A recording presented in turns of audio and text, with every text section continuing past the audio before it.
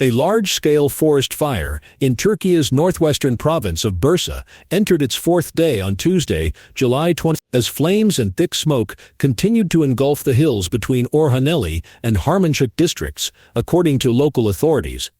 The fire, which began on July 26 in the wooded area near Yakuplar neighborhood in Orhaneli, spread rapidly toward Harmancık due to strong winds, prompting precautionary evacuations in multiple villages. Dramatic drone footage showed smoke billowing over forested terrain as emergency crews worked around the clock. Overnight, the fire intensified between the neighborhoods of Kakmak and Kamoglu, with smoke severely limiting visibility. Crews managed to prevent the blaze from cutting off the road linking the two areas. At dawn, firefighting aircraft and helicopters resumed water drops to assist teams on the ground. Local residents also took part in the effort, delivering water tanks by tractor.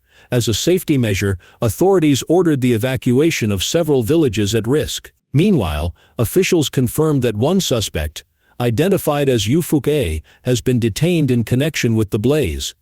Firefighting operations involving aerial and ground units are ongoing.